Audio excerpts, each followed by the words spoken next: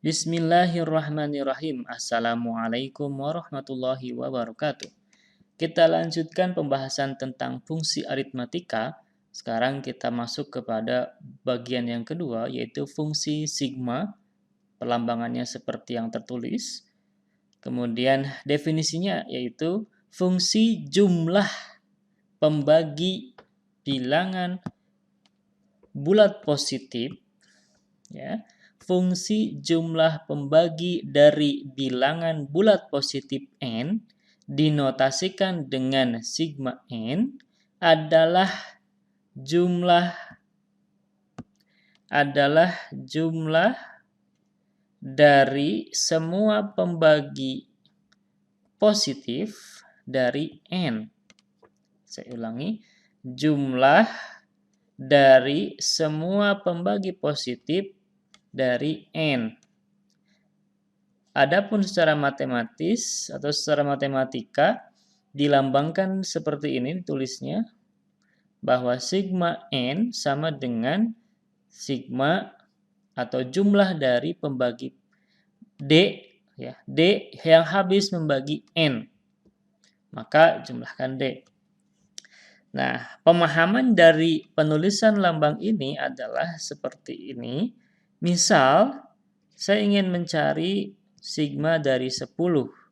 Maka kalau penulisan dengan sigma berarti sigma besar D, kemudian 10, maka nanti D. Gitu. Jadi, jika ada D yang habis membagi, jika ada bilangan, tentu di bawah 10, yang habis membagi 10, maka jumlahkan. Begitu.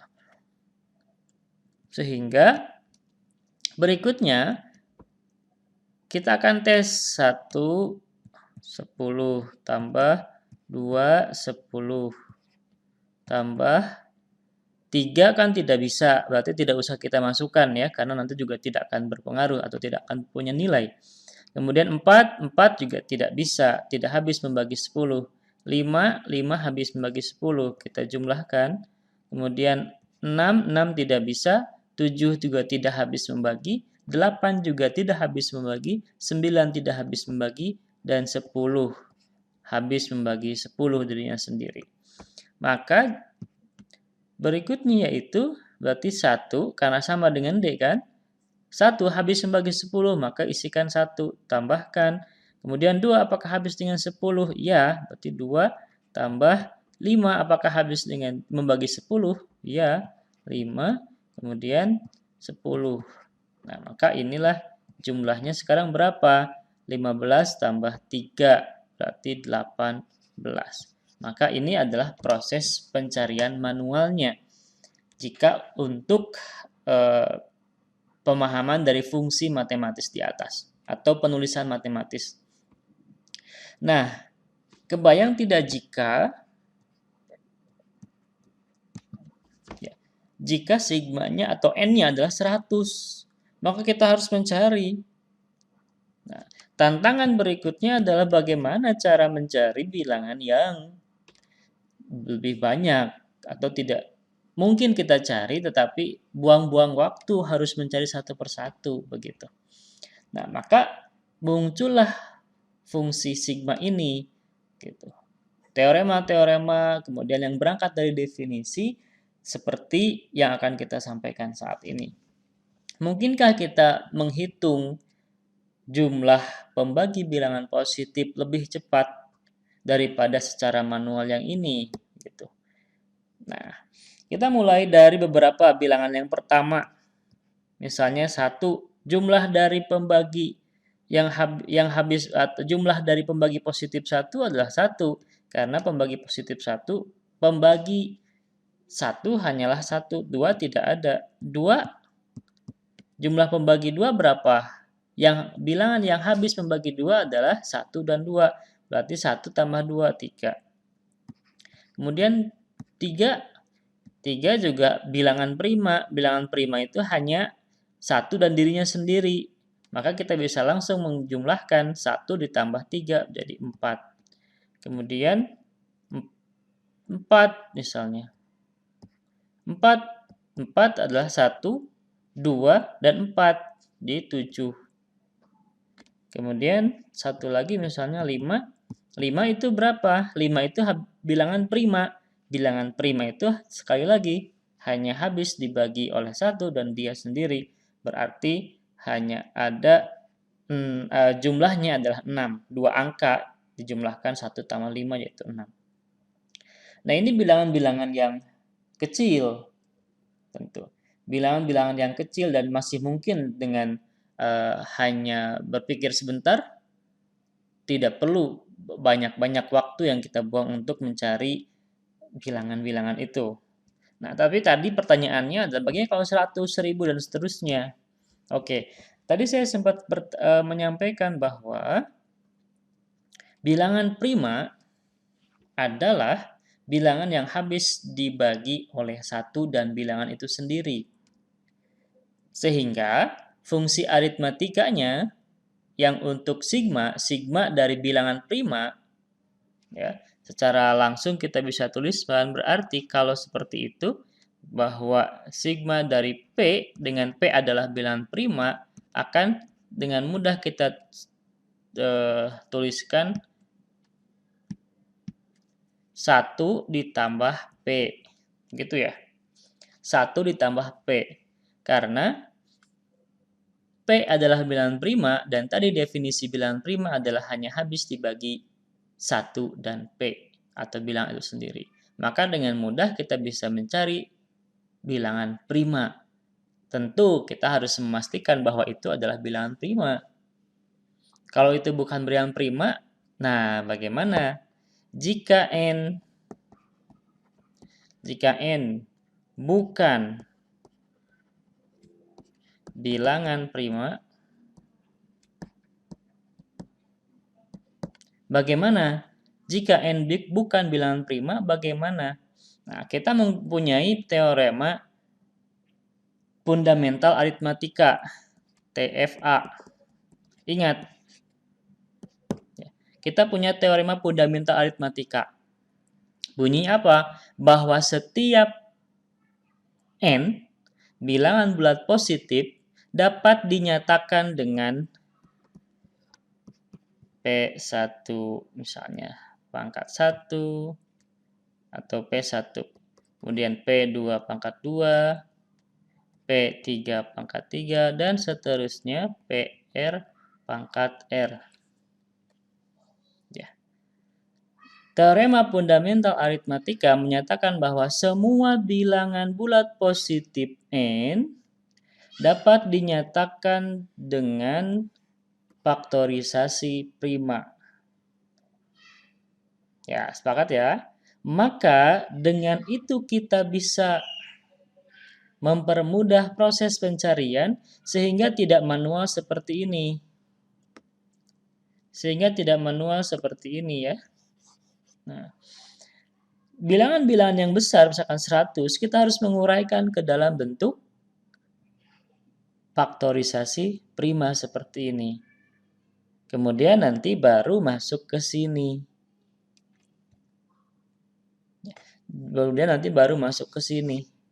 Itu untuk menghasilkan bilangan prima. Ya, misalnya bentuk umum dari bilangan prima, nah ini kan bentuk yang paling sederhana pangkat 1 ya. Maka bagaimana kalau bilangan primanya P pangkat K? Karena kita bisa lebih umum lagi. K itu adalah dengan K sama dengan 1, 2, 3, 4, dan seterusnya. Ya, pangkat ya. Nah, bentuk yang lebih umum dari P atau dari bilangan prima adalah P pangkat K. Ya. Dengan faktorisasi prima P pangkat K sama dengan 1. Kemudian P pangkat 2, P pangkat 3, kemudian titik-titik sampai P pangkat K. Ya. Ini adalah faktorisasi prima, pasti ini adalah faktor-faktor pembagi dari P pangkat K. Betul ya? Faktor-faktor pembagi dari P pangkat K adalah 1, artinya 1 habis membagi P. Kemudian 1 habis membagi P pangkat K. Kemudian P pangkat K habis membagi P. P habis membagi P pangkat K. P pangkat 2 pasti habis membagi P pangkat K. P pangkat 3 habis membagi P pangkat K. Dan P pangkat K jelas dirinya sendiri habis membagi. Nah, karena kita punya faktorisasi prima seperti ini adalah merupakan faktorisasi prima dari P pangkat K, maka artinya sigma dari P pangkat K itu sama dengan 1 tambah P tambah P pangkat 2 tambah titik-titik sampai P pangkat K. Ya. Ini kalau tadi kita menjumlahkan seperti ini, tahu 10 sama dengan 1 tambah 2 tambah 5 tambah 10. Di mana 1, 2, 5, dan 10 adalah faktor-faktor pembagi dari 10. Dan ini juga sama. 1, P pangkat 2, dan seterusnya sampai P pangkat K juga merupakan jumlah atau faktor pembagi dari P pangkat K. Ini adalah faktor pembagi dari P pangkat K. Ini faktorisasi prima ya.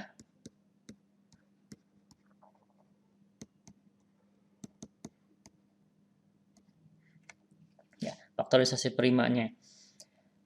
Nah, nyambung kepada materi yang lain, yaitu ini merupakan bentuk dari deret geometri. Ini merupakan deret geometri. Deret geometri.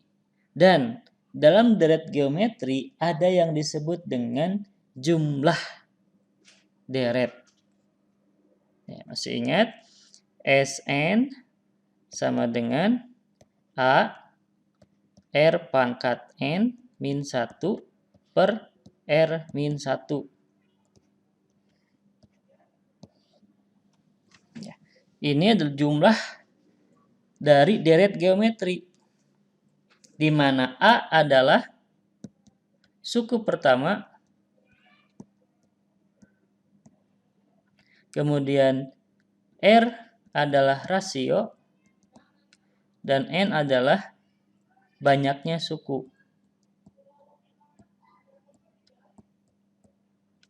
Oke. Ini adalah rumus geometri, jumlah dari rumus geometri atau rumus deret geometri untuk rumus jumlah dari deret geometri. Oke, kita lanjutkan. Dari situ berarti kita bisa mencari yang ini. Ya, berarti kita bisa mencari yang ini. Maka dari, saya tulis ulang, sigma P pangkat K sama dengan gitu ya. 1 tambah P pangkat 1 tambah P pangkat 2 tambah titik-titik tambah P pangkat K.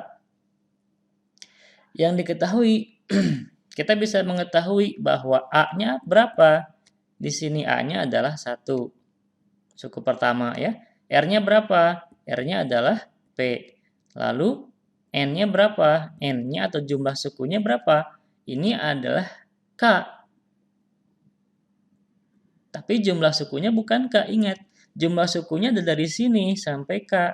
Berarti jumlah sukunya adalah K plus 1. Maka ini sama dengan K plus 1. Oke. Sehingga dengan menggunakan bantuan rumus jumlah geometri atau jumlah deret geometri, maka kita bisa mencari ini sama dengan A-nya 1, kemudian R-nya adalah P, kemudian N, pangkat N-nya adalah K plus 1, kemudian dikurangi 1, tambah dibagi dengan P rasio dikurangi 1. Sehingga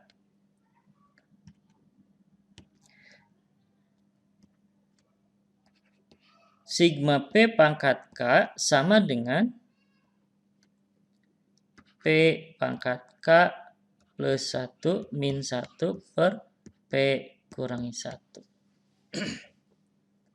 Nah, itulah asal-muasal dari penggunaan rumus atau perhitungan dengan menggunakan rumus untuk mencari sigma P pangkat K yang lebih umum. Gitu. Ya. Maka ini dituliskan dalam bentuk teorema. Dituliskan dalam bentuk teorema untuk yang lebih umum lagi. Begitu. Ini jika berlaku untuk P-nya adalah bila P pangkat K sama bilangan prima yang tunggal. Jadi untuk P pangkat K. Nah, sekarang kita masuk kepada yang lebih umum lagi daripada P pangkat K. Ya. Kalau tadi ini P pangkat K dengan P-nya asumsinya adalah 1. Bilangan primanya misalnya seperti 3, seperti 9. Misalnya gini. N-nya sama dengan 9. Ilustrasinya ya. Maka tentukanlah sigma dari 9. Maka sigma dari 9 kita bisa mencari sigma 9 berarti 9 itu kita rubah dulu menjadi bilangan prima 3 pangkat 2. Maka rumusnya adalah masuk ke situ. 3 pangkat 3 dikurangi 1 per 3 kurangi 1. Sama dengan 3 pangkat 3 27. 27 dikurangi 1 26. 26 dibagi. Ya, ini saya tulis dulu 27 dikurangi 1. Kemudian bagi 2. Ini sama dengan 26 13. Kita cek apakah betul jumlah dari pembagi atau jumlah dari pembagi-pembagi yang habis membagi 9 itu adalah 13. Maka kalau dengan sigma atau kita bisa runut bahwa 9 itu faktor 9 dengan manual ya, karena ini masih bisa dengan cara manual. 1 tambah 3 tambah 9. Nah, ini sama dengan 13. Begitu. Lalu sekarang tantangan berikutnya adalah jika N-nya, bagaimana jika N-nya bukan bilangan prima yang tunggal? Atau yang tadi saya bentuknya seperti ini. Bagaimana jika yang seperti ini? Bilangan primanya tidak tunggal. Maka kita coba menggunakan teorema yang diperumum lagi daripada yang sebelumnya. N sama dengan P1K1, P2K2, P3K3 sampai PRKR. Dengan N adalah bilangan bulat positif tentunya. Nah, maka masuk ke teorema. Teorema ini menyatakan bahwa jika N sama dengan P1K1, P2K2, P3K3 sampai dengan PRKR yang merupakan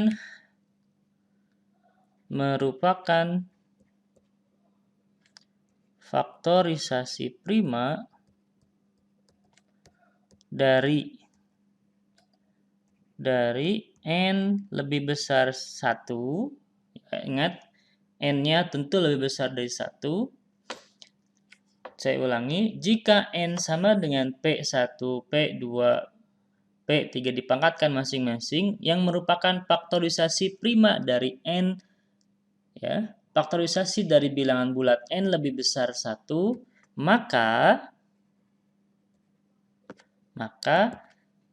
sigma N sama dengan P1 K1 tambah 1 per dikurangi 1 per P1 dikurangi 1. Kemudian dikalikan atau P2 K2 tambah 1 per P2 kurangi 1. Dan seterusnya sama sampai PR KR. Buktinya sebagai berikut. Kita coba analisis bahwa pembagi positif dari P1 pangkat K1, P2 pangkat K2, P3 pangkat K3, dan seterusnya, yaitu kita bisa tulis berturut-turut 1, P1 pangkat 1, P2 pangkat 2, P1 pangkat 2, dan seterusnya sampai P1 pangkat K1. Kemudian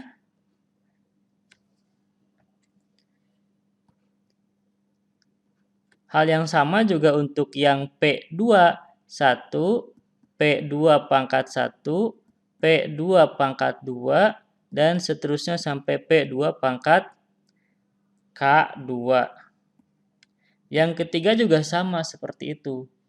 Ya, sampai 1, PR pangkat 1, PR pangkat 2, PR pangkat 3, sampai PR pangkat KR. Ya, sehingga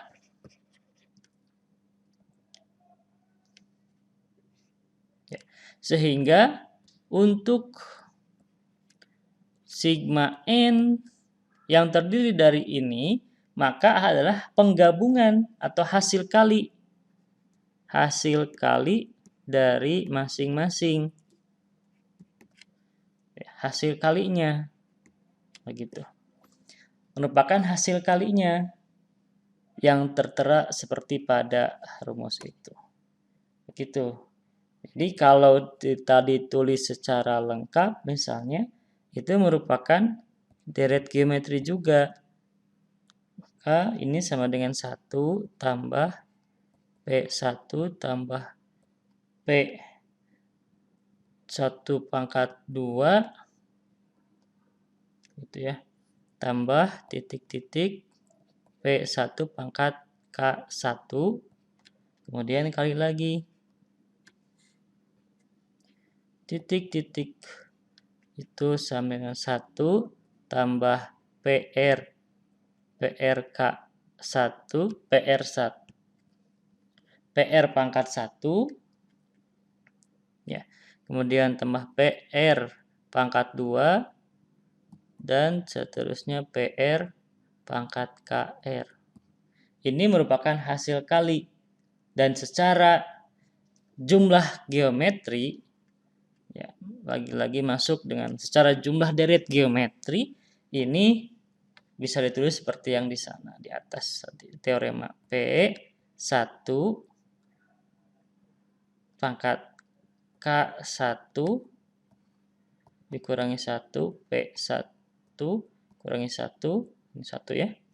Kemudian P2 K2 plus 1 dikurangi 1 per P2 kurangi 1.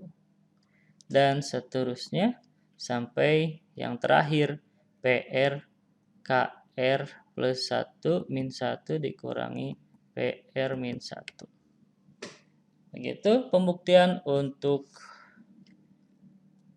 fungsi sigma. Masuk kepada contoh soal.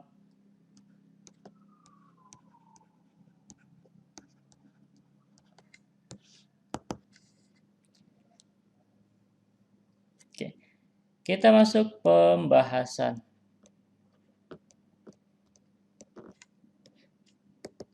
Nomor 1, tunjukkan bahwa N dan sigma N tidak linier. Maksudnya adalah apakah N ketika N naik, sigma N juga naik. Gitu ya. Apakah ketika N naik, sigma N juga naik? Soal ini menginginkan kita menunjukkan bahwa itu tidak linier atau tidak naik gitu. Maka kalau untuk menunjukkan sesuatu penolakan, kita cukup dengan mengambil sampel saja. Yang mana ketika N-nya bertambah, justru sigma N-nya malah turun. Oke, nomor 1. Misal, atau boleh ambil N. Misal N sama dengan 4 dan 5. Nah, kita harus mencari N yang naik atau bisa yang turun ya. Tentu berbeda ya. Maka untuk N sama dengan 4, maka sigma 4 sama dengan 1 tambah 2 tambah 4. Berapa? 7. 7 ya. Sedangkan untuk N sama dengan 5, maka sigma 5 sama dengan 1 tambah 6 saja. Ya, itu adalah 6. Nah, di sini terbukti bahwa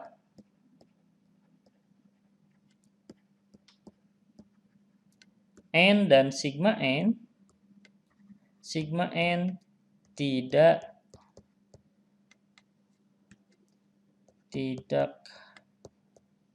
linier.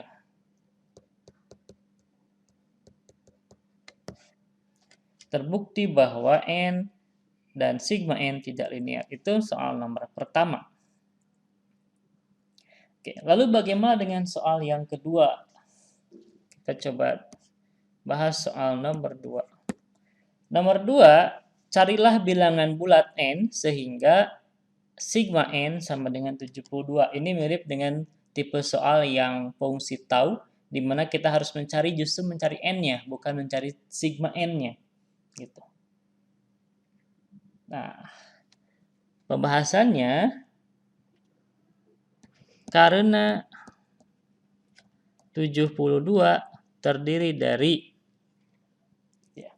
bilangan-bilangan, kita harus membuat 72 itu merinci berapa saja 72 itu. Lalu dikembalikan ke bilangan asalnya. Kita masuk kepada ke sini kan. 72 ini adalah hasil perkalian dari bilangan-bilangan ini. Ya. Maka kita harus mencari faktor-faktor yang 72. Faktor-faktor 72 ini bisa jadi tidak hanya satu nilai, ini bisa jadi banyak nilai. Ya, tentu bisa jadi setiap orang ada kemungkinan berbeda jawabannya nanti. Mungkin, sangat mungkin berbeda. Nah, karena 72 itu terdiri dari 3, misalnya saya punya 3, 4, dan 6. 3 kali 4, 3 kali 4 kali 6. Apakah bisa yang lain? Silahkan dicoba. 3 kali 4 kali 6. 3 kali 4, 12. 12 kali 6, 72. Begitu. Nah, kita mulai 3 itu dari mana? 3 itu dari rumus ini kan? 3 itu dari sini. 3 sama dengan gitu. Bilangan prima, di sini kan bilangan prima. Bilangan prima, kemudian 2 dikurangi 1. Ya. Kita harus mencari kecocokan. Kemudian 4 sama dengan dari mana? 3 pangkat 2 kurangi 1. Bagi 3 kurangi 1. 6 sama dengan dari mana? Dari 5 pangkat 2 kurangi 1. 5 kurangi 1. Gitu. Oke. Jadi dari 3 itu mundur, kita harus berpikir, kita harus memikirkan angka berapa yang masuk formasi sini, tentu ini bilangan prima. Bilangan prima kan 2, 3, 5 dan tidak mungkin sama. Ya. Bilangan prima, ingat di sini 3, 4, 5 itu 3, 4, dan 6 itu dihasilkan dari bilangan-bilangan prima. Bilangan prima masuk kepada perhitungan ini, proses perhitungan ini.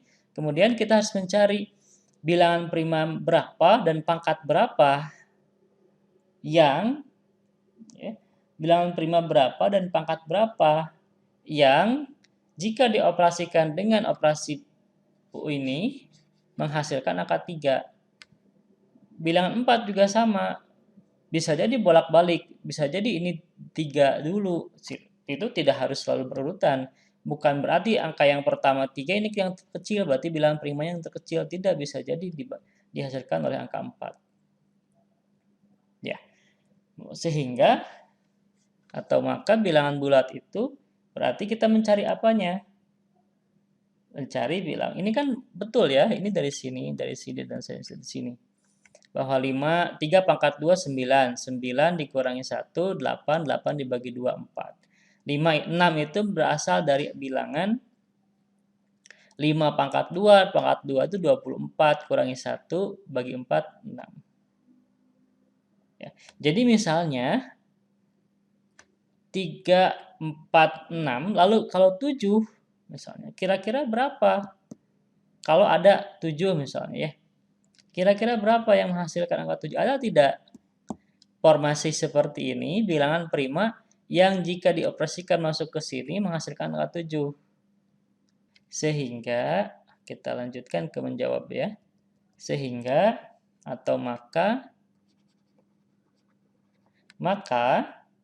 bilangan bulat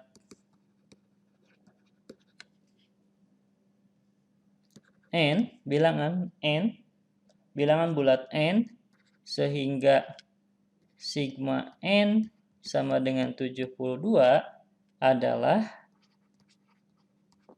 kita ambil apanya? Kita ambil bilangan primanya sama dengan 2 kali 3 kali 5 sama dengan 30. Itu adalah contoh soal dalam fungsi sigma. Mudah-mudahan bermanfaat. Demikian, terima kasih. Assalamualaikum warahmatullahi wabarakatuh.